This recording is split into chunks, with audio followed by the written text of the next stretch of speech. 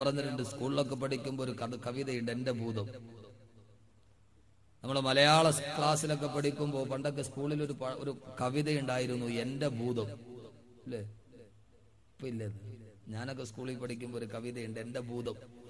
അതിന്റെ ഇതിവൃത്തം മറ്റൊന്നുമല്ല, ഒരു മാതാവിന്റെ കുട്ടിയെ ഭൂതം തട്ടിക്കൊണ്ടുപോയി. അങ്ങനെ തന്റെ കുഞ്ഞിനെ അന്വേഷിച്ച് നടന്ന മാതാവ് അവസാനം ഭൂതത്തിന്റെ കയ്യിൽ, വലിയ മാരകമായ വലിയൊരു ഭൂതത്തിന്റെ കയ്യിൽ തന്റെ കുഞ്ഞിരിക്കുന്നു. ഭൂതം ആ കുഞ്ഞിനെ തിന്നാൻ പോകും.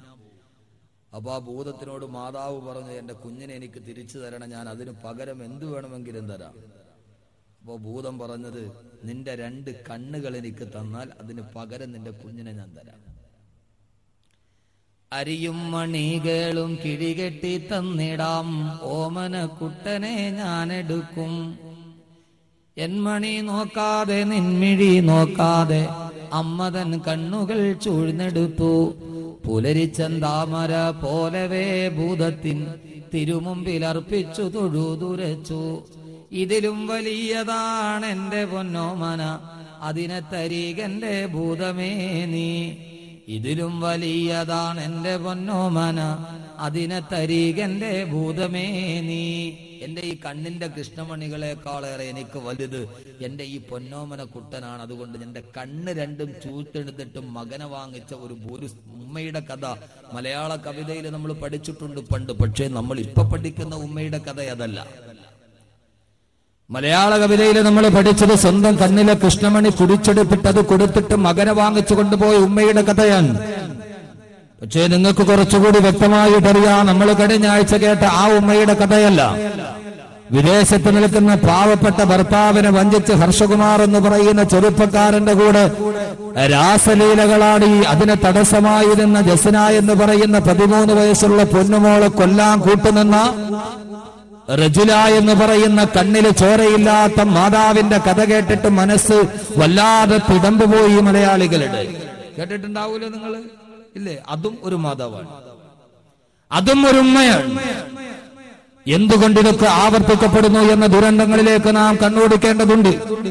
അതുകൊണ്ടാണ് വഴിതെറ്റുന്ന കൗമാരം, ഖുർആനിലെ കൗമാരം എന്ന വിഷയം നാം തെരഞ്ഞെടുത്തത്.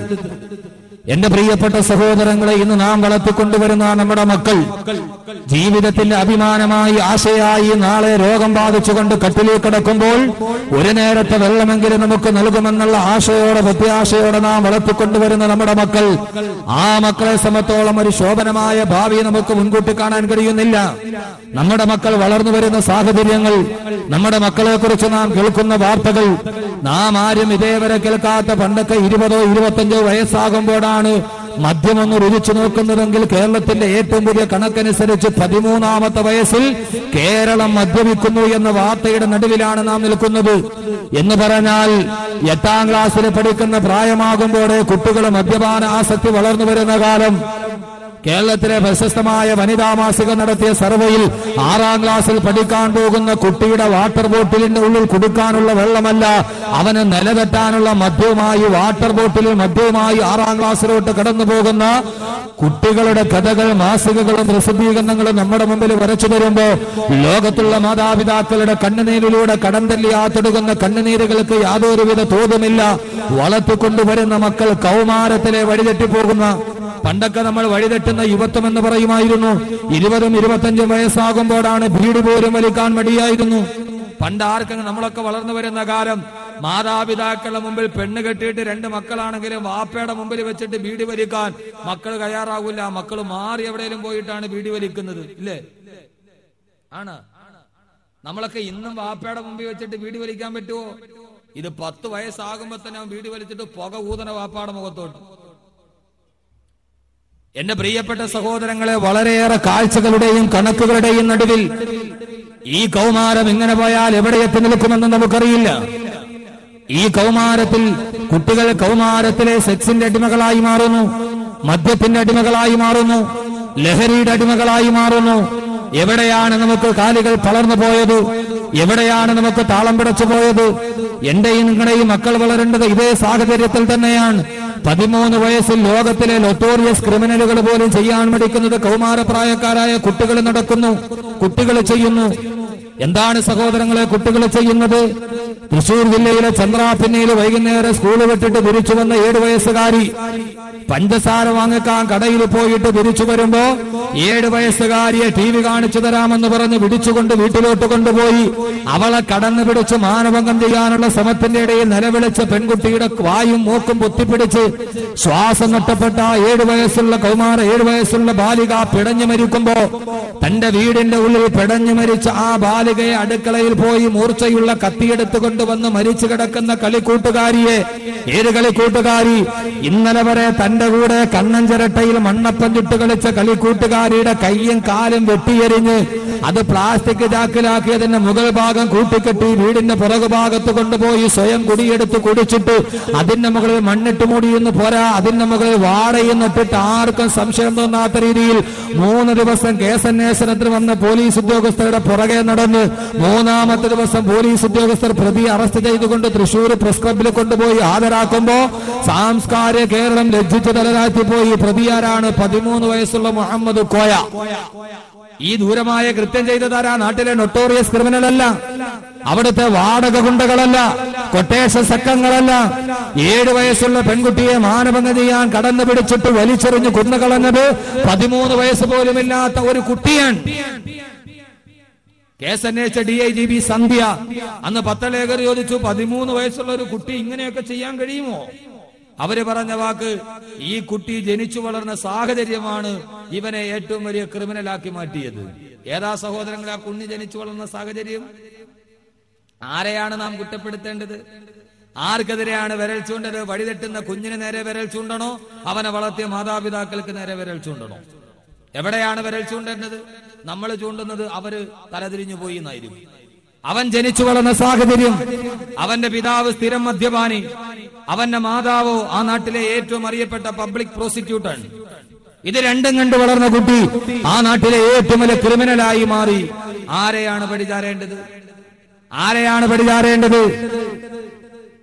അകലെയൊന്നും പോകണ്ട. ആറ്റിങ്ങൽ നഗരത്തിലെ 7, 8, 9, 10 ക്ലാസ്സിൽ പഠിക്കുന്ന കുട്ടികളുടെ രക്ഷകർത്താക്കളുടെ പരാതി പ്രകാരം പ്രധാന അധ്യാപകർ ആറ്റിങ്ങൽ നഗരത്തിലെ ഏറ്റവും പ്രധാനമായ എയ്ഡഡ് സ്കൂൾ പോയി റെയ്ഡ് ചെയ്തു നോക്കിയപ്പോൾ പഠിക്കാൻ വേണ്ടി വന്ന കുട്ടികളുടെ 13, 14, 15 വയസ്സുള്ള കുട്ടികളുടെ സ്കൂൾ ബാഗിൽ നിന്ന് കിട്ടിയത് കണക്ക് പുസ്തകമല്ല, സയൻസിന്റെ പുസ്തകമല്ല, രസതന്ത്രത്തിന്റെ ഫോർമുലയല്ല, രാസലീലകളുടെ ഫോർമുലകൾ അടങ്ങുന്ന 70ഓളം നീലചിത്രങ്ങളുടെ സീഡികളാണ് ആറ്റിങ്ങൽ നഗരത്തിലെ പ്രശസ്തമായ 7ാം ക്ലാസ്സിൽ പഠിക്കുന്ന കുട്ടികളുടെ ബാഗിൽ നിന്ന് തെരഞ്ഞെടുത്തതെങ്കിൽ കൊല്ലം നഗരത്തിലെ പ്രധാനപ്പെട്ട സ്കൂളിലെ 8ാം ക്ലാസ്സിലെ വിദ്യാർത്ഥി കൊല്ലം ജില്ലാ കളക്ടർക്ക് കത്തെഴുതി, സാർ അടിയന്തരമായിട്ട് എന്റെ സ്കൂളിൽ നിന്ന് ഇടപെടണം, എന്റെ കൂടെ പഠിക്കുന്ന കുട്ടികൾ 10 മിനിറ്റ് ഇന്റർവെല്ലിന് വേണ്ടി വെളിയിൽ പോയിട്ട് അവർ തിരിച്ചു വരുമ്പോ ബോധം നഷ്ടപ്പെട്ട് ലഹരി മരുന്നിന്റെ അടിമകളായിട്ടാണ് എന്റെ കൂട്ടുകാര് കയറി വരുന്നത്.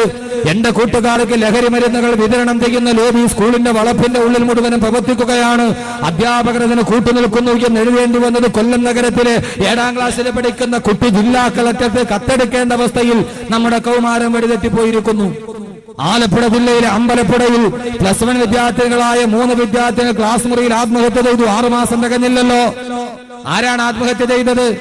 +1 പഠിക്കുന്ന 3 വിദ്യാർത്ഥികൾ ആത്മഹത്യ ചെയ്തു. ആലപ്പുഴ ജില്ലയിലെ അമ്പലപ്പുഴയിൽ ക്രൈംബ്രാഞ്ച് കേസേറ്റെടുത്തു. കേസേറ്റെടുത്ത് കഴിഞ്ഞ് അന്വേഷണം ചെല്ലുമ്പോൾ അന്വേഷണത്തിന്റെ വിരൽ ചൂണ്ടുന്നത് എവിടേക്കാണ്? കൂടെ പഠിക്കുന്ന ആൺകുട്ടികൾ 3 ആൺകുട്ടികളെ അറസ്റ്റ് ചെയ്തു.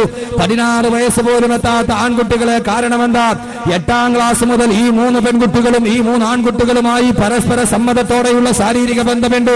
അത് അതിരുവിട്ട് നാട്ടിൽ അറിയുന്ന അവസ്ഥയിലേക്ക് എത്തിയപ്പോൾ 3 പെൺകുട്ടികൾ അവർ പഠിക്കാൻ വേണ്ടി പോകുന്ന ബെഞ്ചിൽ തലവെച്ചുകൊണ്ട് ആത്മഹത്യ ചെയ്യേണ്ടി വന്നു. എങ്കിൽ എന്റെ പ്രിയപ്പെട്ട സഹോദരങ്ങളെ, ഞാൻ ഈ പറയുന്ന വാർത്തകൾ ഇതൊക്കെ നടന്നത് സാൻ ഫ്രാൻസിസ്കോയിലല്ല, ഇത് നടന്നത് നാഗസാക്കിയിലല്ല, കൊളംബോയിലല്ല, ന്യൂയോർക്കിലെ കഥയൊന്നുമല്ല ഈ പറയുന്നത്, മിസിസിപ്പിയിലെ കഥയൊന്നുമല്ല.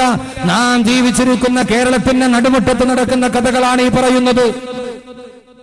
എന്റെ പ്രിയപ്പെട്ട സഹോദരങ്ങളെ, ഞാൻ താമസിക്കുന്ന അഞ്ചലിനടുത്ത് ഏറത്ത് 3 പെൺകുട്ടികൾ ചുരിദാറിന്റെ ഷാളിൽ 110 kV ലൈനിൽ ആത്മഹത്യ ചെയ്തു. കാടിന്റെ നടുവിൽ പാവപ്പെട്ട കൂലിപ്പണിക്കാരനായ പിതാവ് നടത്തിയ 3 പെൺകുട്ടികൾ, 10ാം ക്ലാസ്സിൽ പഠിക്കുന്ന കുട്ടികൾ, 3 സഹോദരിമാർ, ജ്യേഷ്ഠ സഹോദരിമാർ 110 kV ലൈനിൽ കഴുത്തിൽ കിടന്ന ചുരിദാറിന്റെ ഷാളിൽ കെട്ടിത്തൂക്കി ആത്മഹത്യ ചെയ്തു. എന്താണ് കാരണം? സ്കൂളിലോട്ട് പോകുന്ന വഴിയിൽ നാട്ടിലെ ഓട്ടോ റിക്ഷക്കാരുമായിട്ടുള്ള അവിഹിതമായ ബന്ധങ്ങൾ.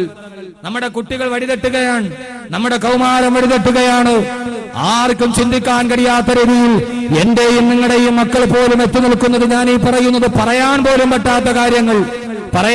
പറ്റാത്ത കാര്യങ്ങൾ സാമൂഹികമായ ദുരാചാരത്തിന്റെ അധപതനത്തിന്റെ അധമത്തിലേക്ക് ഏടുവനും കൂപ്പുകുത്തുകയാണ്. മാതാവുമായി ലൈംഗിക ബന്ധത്തിലേർപ്പെടുന്ന മതകണ്ഠ കാലം, മകനുമായി മകളുമായി പരസ്പര ബന്ധത്തിലേർപ്പെടുന്ന പിതാവിന്റെ കാലം. എന്റെ പ്രിയപ്പെട്ട സഹോദരങ്ങളെ, ഏറ്റവും വലിയ വീടിന്റെ ഉള്ളിൽ പോലും ദൈവികമായ വ്യവസ്ഥിതികളെ പോലും തകിടം മറിച്ചുകൊണ്ട് മാതാപിതാക്കളുടെ ഉള്ളിൽ പോലും മാതാവിന്റെയും പുത്രിയുടെയും പിതാവിന്റെയും പുത്രിയുടെയും മാതാവിന്റെയും പുത്രന്റെയും ഇടയിലുള്ള മാനവികമായ പരിഹാരമായ ബന്ധത്തെ പോലും തകർക്കപ്പെടുന്നു. മാതാപിതാ ഗുരു ദൈവം, മാതാപിതാ ഗുരു ദൈവം. മാതാവ് പിതാവിനെ